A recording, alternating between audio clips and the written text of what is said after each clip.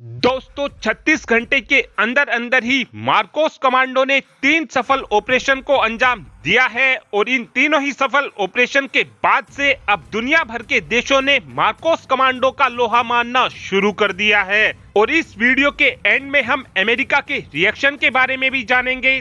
दरअसल परसों ही खबर निकलकर सामने आई थी कि ईरान के एक फिशिंग वेसल पर सोमालिया के समुद्री लुटेरों ने कब्जा कर लिया है। जिस समय सोमालिया के समुद्री लुटेरों ने ईरान के इस जहाज पर कब्जा किया था, उस समय इस जहाज पर 17 ईरान के मेंबर बैठे हुए थे और इन सभी लोगों की जान हमारे मार्कोस कमांडो ने विदाउट कैजुअलिटी के बचा ली थी। इस ऑपरेशन को अंजाम गल्फ ऑफ एडन में दिया गया है और इस ऑपरेशन के दौरान भारत की तरफ से आईएनएस सुमित्रा का इस्तेमाल किया गया था। आईएनएस सुमित्रा एक पेट्रोल वेसल है जिस पर मार्कोस कमांडो तैनात रहते हैं और इस वेसल पर हमेशा ही एक हेलीकॉप्टर भी तैनात रहता है। इस ऑपरेशन के खत्म हो जाने के बाद जो दूसरा ऑपरेशन मार्कोस कमांडो की तरफ से किया गया था, इस ऑपरेशन के दौरान हमारे मार्कोस कमांडो ने पाकिस्तान के अल नयामी नाम के जहाज को बचाया है। जिस समय मार्कोस कमांडो की तरफ से पाकिस्तान के इस जहाज को रेस्क्यू किया गया, उस समय पाकिस्तान के इस जहाज में 19 पाकिस्तानी बैठे हुए थे और इसी जहाज के अंदर 11 समुद्री लुटेरे भी छिपे हुए थे।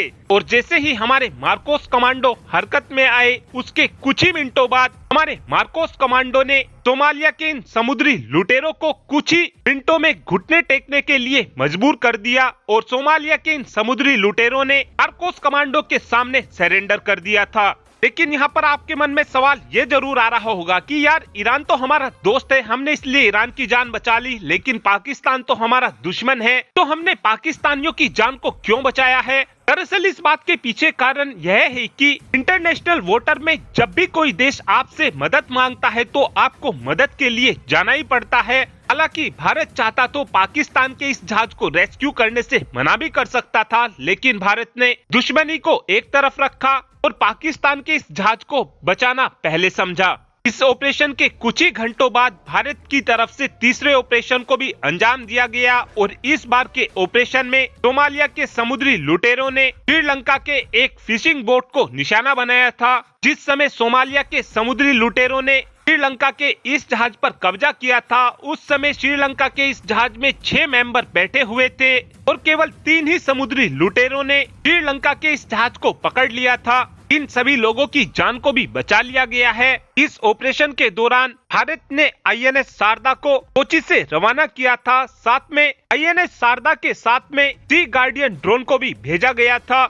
भारत की तरफ से इस ऑपरेशन की जानकारी श्रीलंका को भी दी गई थी। श्रीलंका और भारत ने मिलकर इस ऑपरेशन को अंजाम दिया है और इन तीनों ही सफल ऑपरेशन के बाद से भारतीय नौसेना की वाह पूरी दुनिया में होने लगी है। और अब तो अमेरिका की कई न्यूज एजेंसियों की तरफ से अमेरिका की गवर्नमेंट को ये सलाह दी जा रही है कि भारत से कुछ सीखो। ऐसा इसलिए बोला जा रहा है क्योंकि पिछले 2 महीने से गल्फ ऑफ एडन में कई दर्जन जहाजों पर हमले हो चुके हैं, लेकिन अमेरिका, नेटो और ब्रिटेन इन तीनों ही सेनाएं इन जहाजों को बचाने में नाकामयाब हुई हैं। और जब से भारत के एक जहाज पर हमला हुआ था, उसके बाद से ही भारत ने अपने एक भी जहाज पर हमला नहीं होने दिया है। साथ में भारत और देशों के जहाजों को भी बचाने में सबसे आगे खड़ा हुआ है।